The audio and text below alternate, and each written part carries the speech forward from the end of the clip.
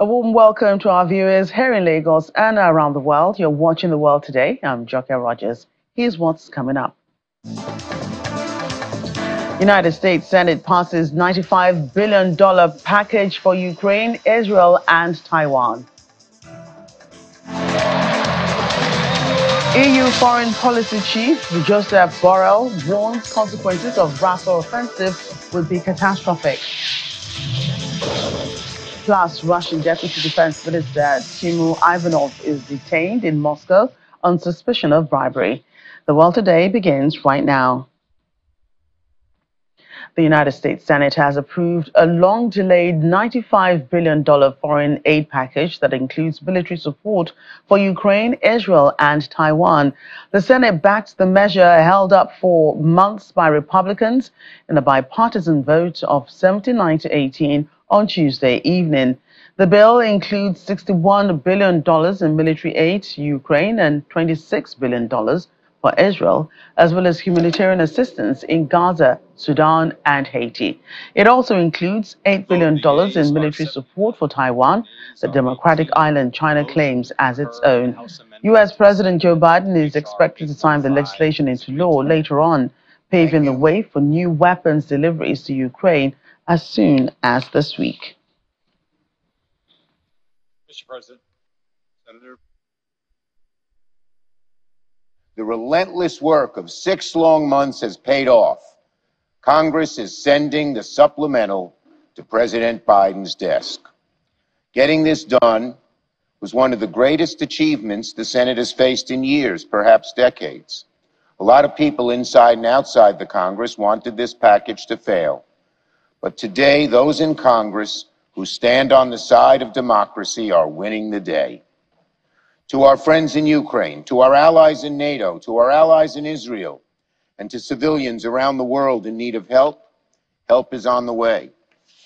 To our friends in Ukraine, America will deliver more ammo and air defenses and basic supplies that you need to resist Putin on the battlefield. To our friends in Israel, America will soon deliver aid to help you fight the scourge of Hamas and stand up to Iran. To innocent civilians in the midst of the war, in the midst of war, from Gaza to Sudan, America will deliver food and medicine and clothing. And to our friends in the Indo-Pacific, we will stand with you to resist the Chinese Communist Party.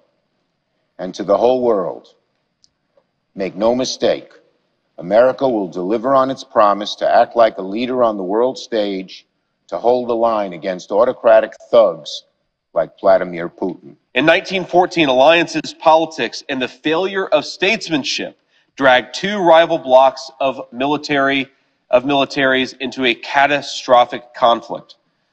In the past week alone, the Council on Foreign Relations has published an essay calling for European troops to sustain Ukraine's lines as Ukraine struggles to raise troops. Some European leaders have said they might send troops to support Ukraine in a conflict.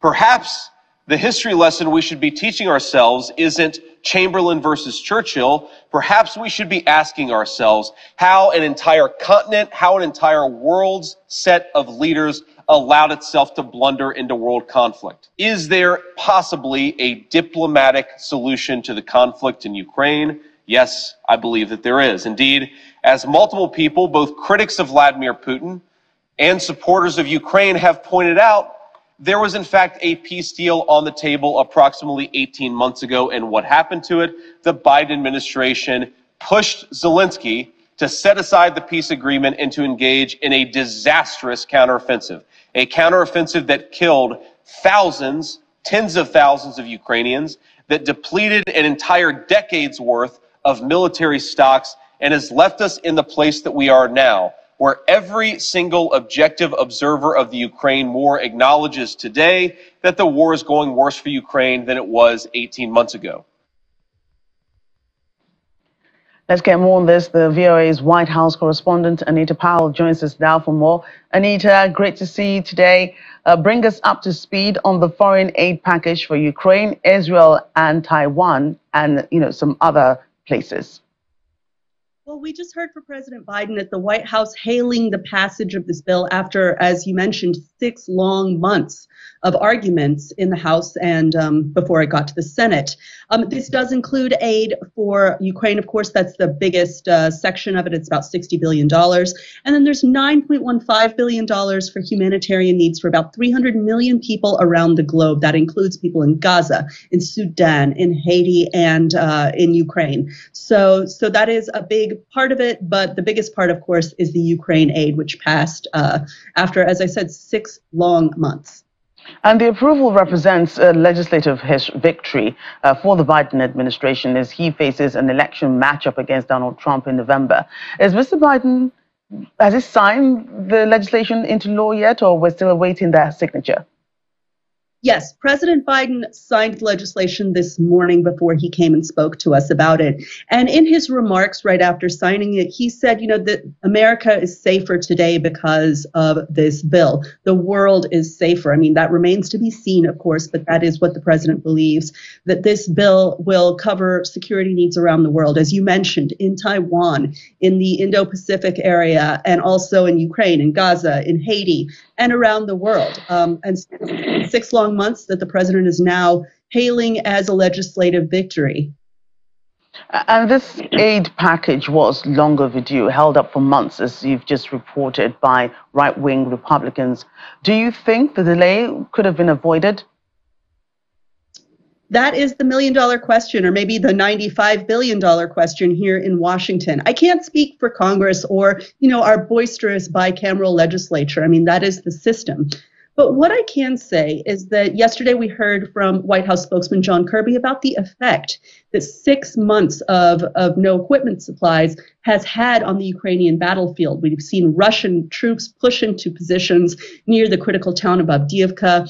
The Ukrainian forces are really short on just basic supplies like artillery. And President Biden just said now that when Ukrainian forces heard that this bill had been passed by the Senate, there was cheering in the trenches, which is a really powerful and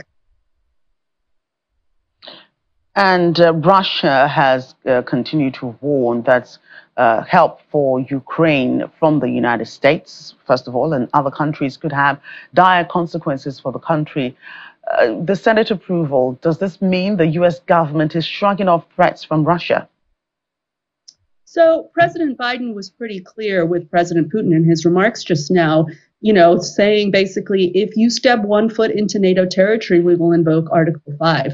So I think that the White House is trying to frame this as a moment of strength against Russia. But of course, we've seen Russia take risks on the battlefield and do things that have upset and provoked Washington. So who knows what's going to happen next? Right. And finally, for you, news of the approval of the aid package, the biggest going to Ukraine, would have filtered into Moscow by now. Have you heard of any reaction from the Kremlin regarding this? Wow. So I've been tracking the White House and Capitol Hill all this morning, so I'm afraid I haven't been listening and keeping my ear to the ground on Moscow, but I'm sure what they say will be interesting and noteworthy. Right. Certainly. Thank you again, Anita, for that update. Pleasure. Heavy gunfire was heard around the National Palace in Port-au-Prince on Tuesday as the Haitian government imposed blockades due to escalating tensions with gangs. Residents were seen running and taking cover from gunfire. Police armored vehicles also patrolled around the area. On Monday, the Haitian government restricted access to the building to employees from the General Secretariat, Administration, Accounting, Custodians, and special guests. The government introduced a state of emergency in March after gangs raided the country's 2 largest prisons, releasing thousands of inmates and torched police stations while clashing with law enforcement on the streets of the capital. Prime Minister Ariel Henry resigned in mid-March following the surge of violence in the country, with talks on a transition council ongoing. Violence erupted after the Prime Minister refused to step down to pave way for elections and a transfer of power on February 7th. And now we turn our attention to the UAE, which are overwhelmed by floods days ago. After a year's worth of rain fell in one day, flooding roads and causing damage to infrastructure and to homes. Claims made last week that experiments the UAE has been conducting with cloud seeding contributed to the rainfall, but the government has debunked those claims as inaccurate, and experts have dismissed the claims as well. The deluge of rain and floods closed schools and businesses, grounded hundreds of flights, and destroyed cars, businesses, and other property. It threw daily life into chaos, as many residents lost power and running water or were trapped either inside their homes or in airports or wherever they happened to be when that storm hit. In the meantime, the UAE Central Bank has sent a directive to the country's lenders and insurers approving the deferring of loan repayments for 6 months as residents and businesses reel from the disaster. The bank said in a statement on Monday that the deferral shall be without imposition of additional fees, interest, or profits, or otherwise an increase in the principal amount of the loan for the deferral of the payment of installments. The central bank also confirmed that homes and vehicles damaged by the flooding are covered by insurance if there's an insurance policy against loss and damage, or what it normally referred to as comprehensive insurance, and that the insurance companies shall be considered responsible for indemnification. And our UAE correspondent, Mayowa Adegoke, joins us now. Mayowa, great to see you today.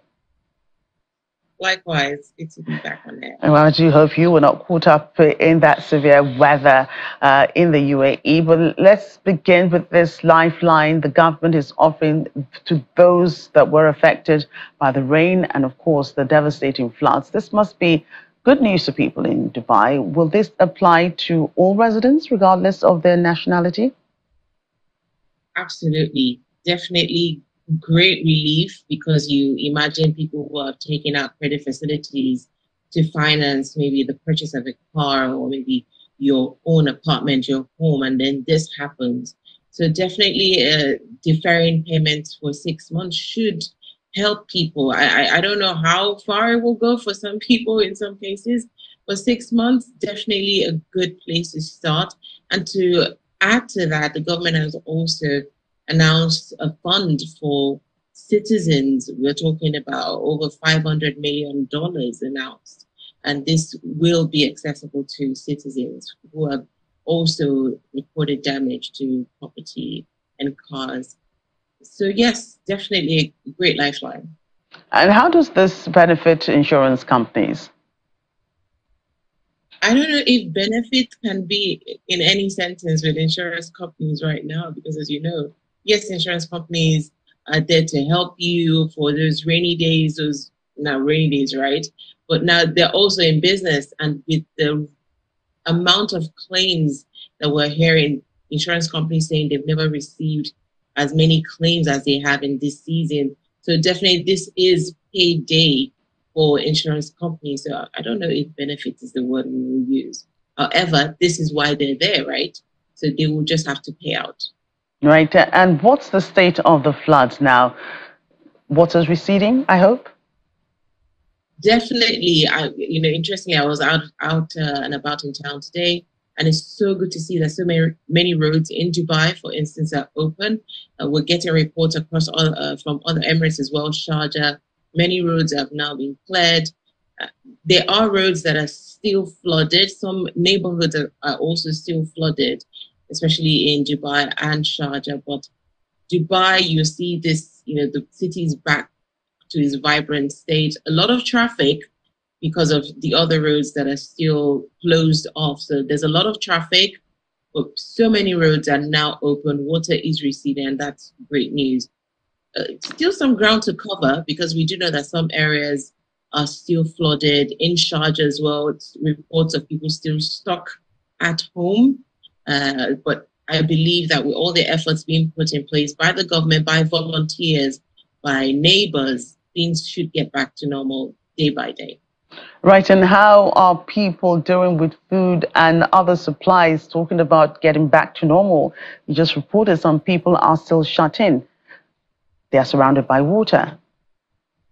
A lot of volunteers. We're seeing a lot of residents coming to help, neighbors coming to help. so many reports of just the Samaritan neighbors, so to speak, who are trying their best to reach out to their neighbors who are stuck. Just a few minutes ago, I was still in conversation with someone whose parents and whose family is still stuck indoors. The elevators were out and only just got restored yesterday. And for a lot of people, varying degrees of help that they've received. The person I was speaking to, his family was really yet to receive any help. But we do know that some others are maybe luckier and are receiving better help. So case by case basis, but we do trust that with all of the efforts being put in place, sooner than later, everyone should be rescued, everyone should be back to normal. And for those who have unfortunately lost their homes, they should be able to get access to some kind of help. A bunch of initiatives are already being rolled out. So I believe that in time, I don't see everything happening all at once, but in time, everyone should get attended to some way, somehow. I just saw scenes of the airport there that we saw earlier when the floods, first started. What are the airports like now? Flight cancellations were rife then. What's the update on that at the moment? Airports are back to normal. Dubai Airport is now functional. So good news there. All the airports, as far as we know, are now back functioning as they should be. So good news on that part. And just to be clear, the government is taking on some responsibility for the flooding, despite how huge the problem is.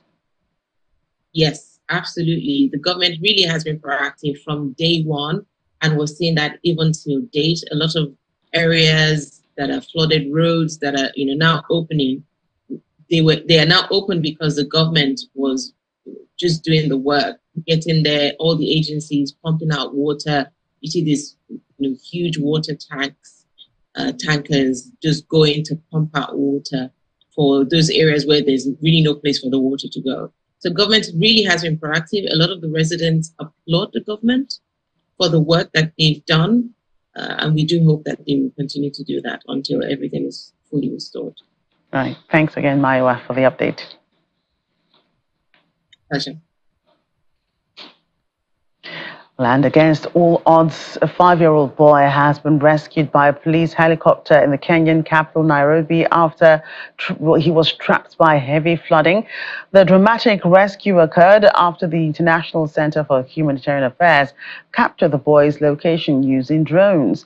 The organization then alerted the police, who sent a rescue helicopter from Nairobi. According to officials, the boy had been left behind by his father when the water level started rising. The Kenyan Red Cross said an initial attempt to rescue the child by boat failed due to unfavorable weather conditions. Heavy rains have been pounding Kenya and wider East Africa in recent days, triggering severe flooding and widespread devastation. More than 188 people have been saved and over 11,000 households displaced following the disaster. And as the rains continue to pour, Kenyan doctors also continue their strike despite all efforts for resolution by the government. Negotiations between the government and striking doctors have collapsed, prolonging the suffering of Kenyans seeking healthcare in public hospitals. The strike, organized by the Kenya Medical Practitioners, Pharmacists and Dentists Union, is entering its second month. The union's grievances include pay disputes and the failure to hire trainee doctors. The striking doctors also want the Kenyan government to fully cater for their medical insurance cover, honor agreements on promotions, and improve their working conditions.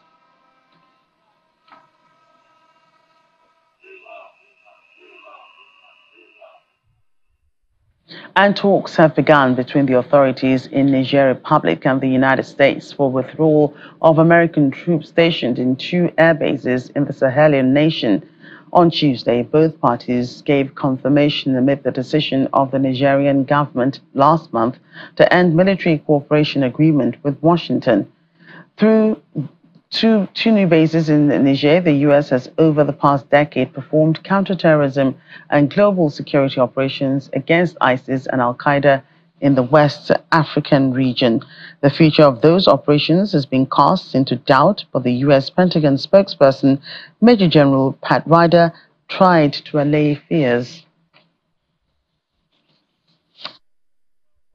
I mean, what I would say is that we can confirm that discussions have begun between the United States and Niger for the orderly withdrawal of U.S. forces from the country.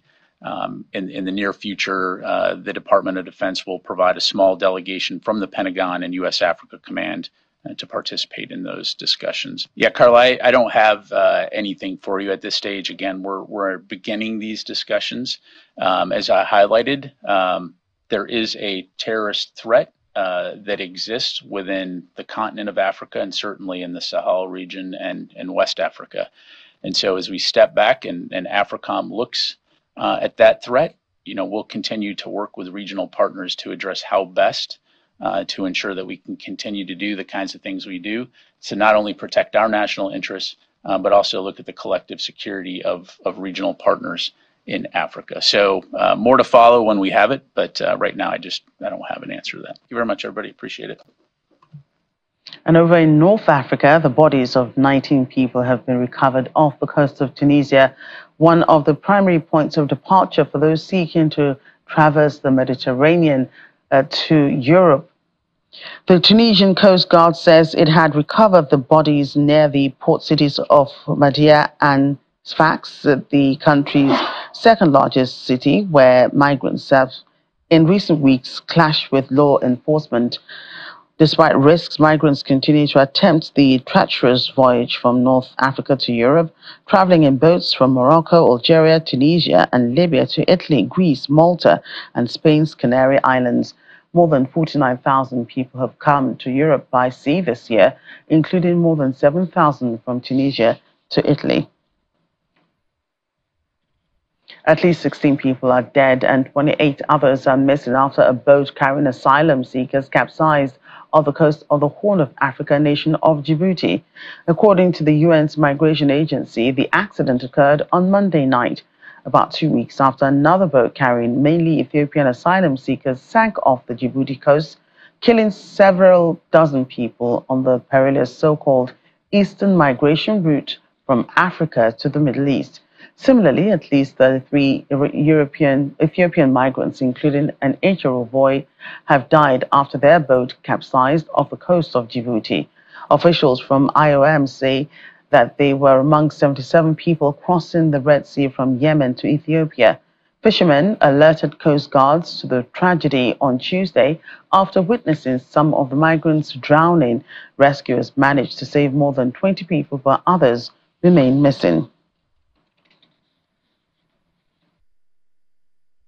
In the meantime, top UN officials have raised the alarm over the UK Parliament's approval of a controversial bill that paves the way for asylum seekers to be deported to Rwanda.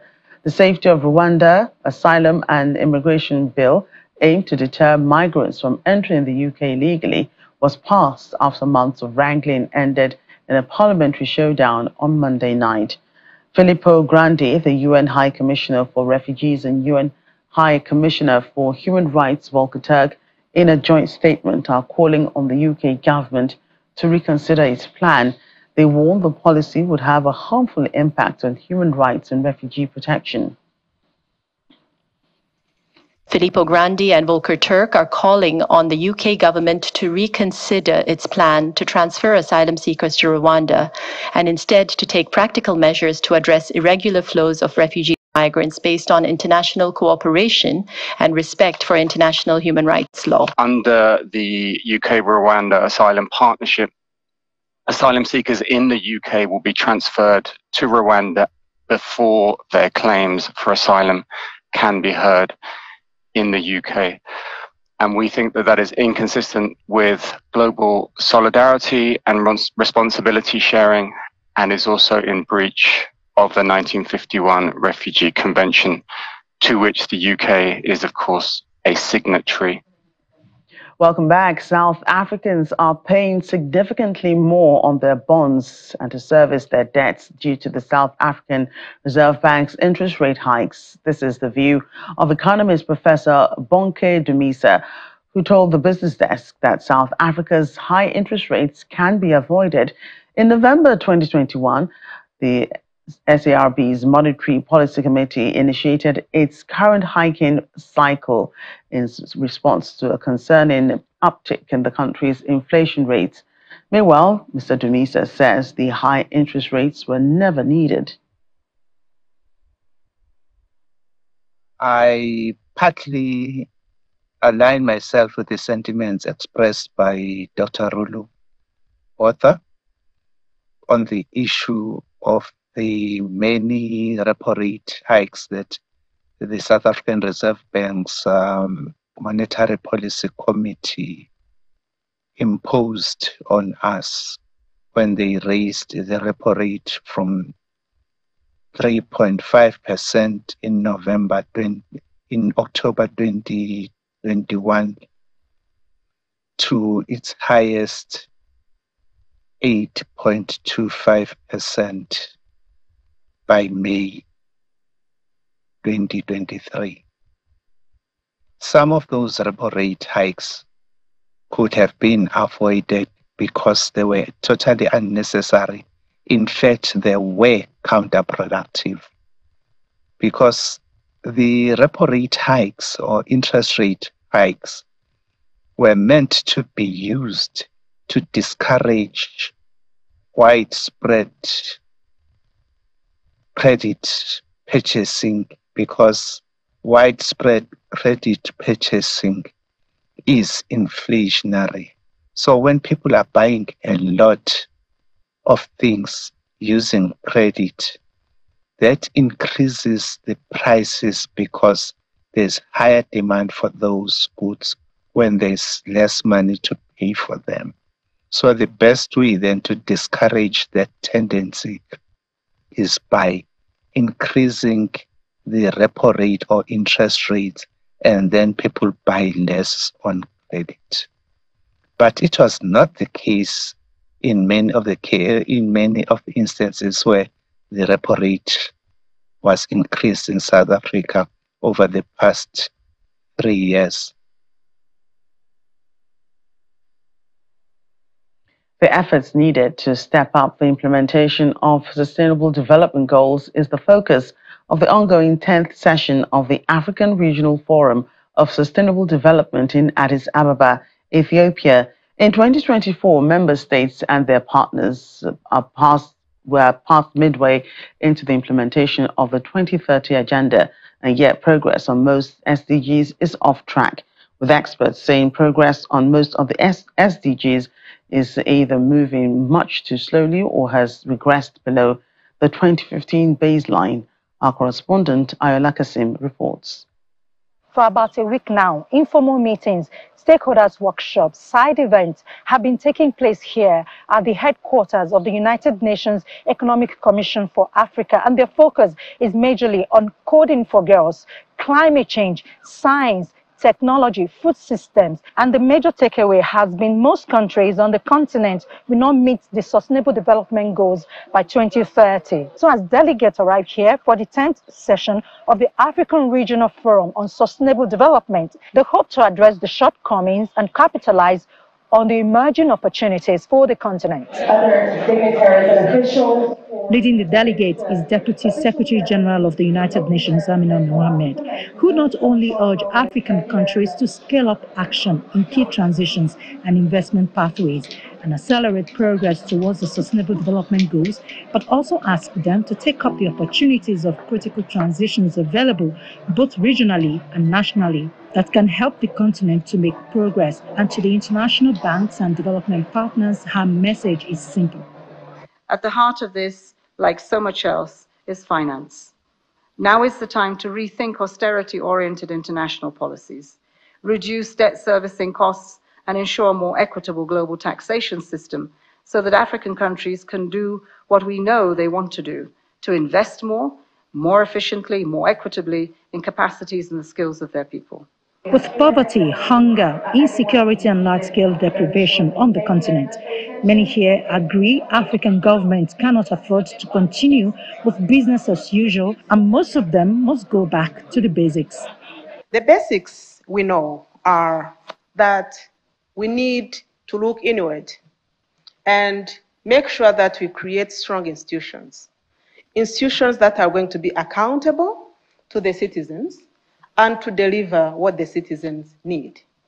If we need to talk about development, if we need to talk about security and stability, if we need to talk about good governance, what we need indeed is for governments to do the basics of catering for their people.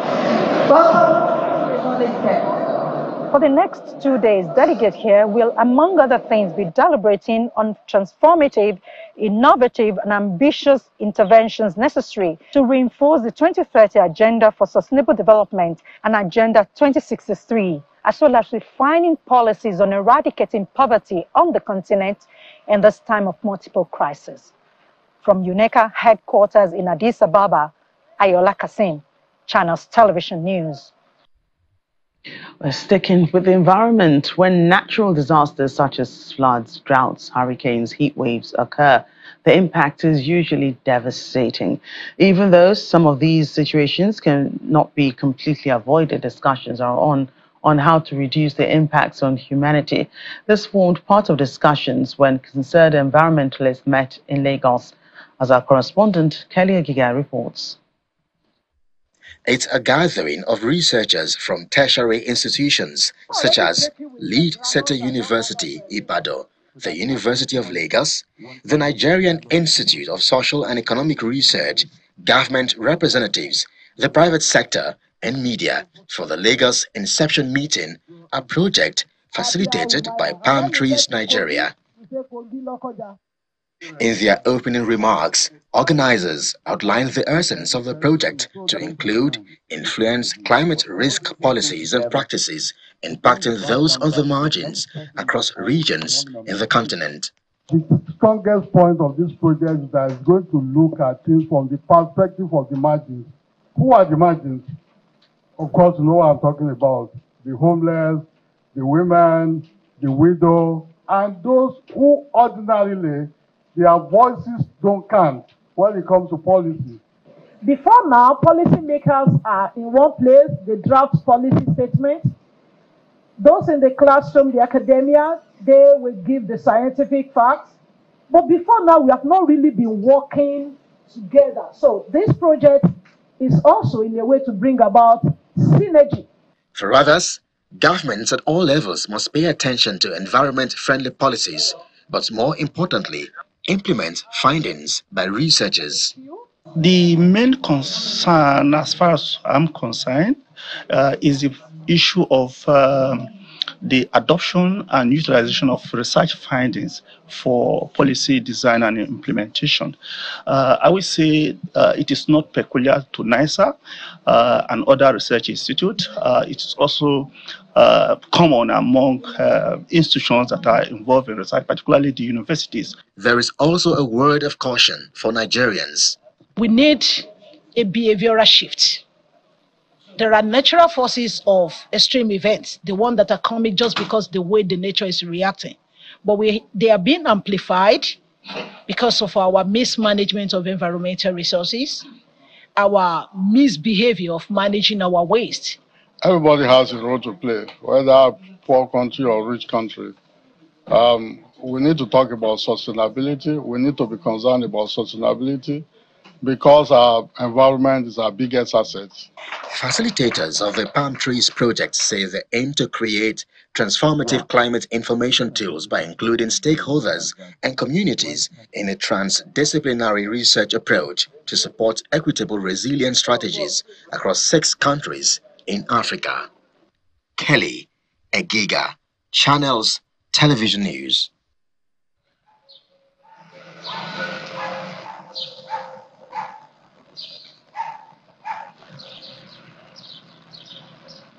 And finally on the program, imagine waking up to the view of orange haze outside your home. Well, that's what people in Greece are experiencing after a dramatic orange cloud engulfed Athens. The clouds of dust blew in from the Sahara Desert, officials say. It's one of the worst episodes to hit Greece since 2018. The Sahara releases 60 to 200 million tons of mineral dust per year. The country has already been struck by similar haze earlier this month and in late March, which also descended on areas of Switzerland and southern France. Air quality has deteriorated in many areas of the country, as this morning the Acropolis in Athens was no longer visible because of the dust. Greeks with respiratory conditions have been urged to limit the time they spend outdoors, wear protective masks, and avoid taking physical exercise until the dust clouds clear. Well, it's different strokes for different folks, as some people brought out their photography skills and seized the opportunity to take the pictures of the view.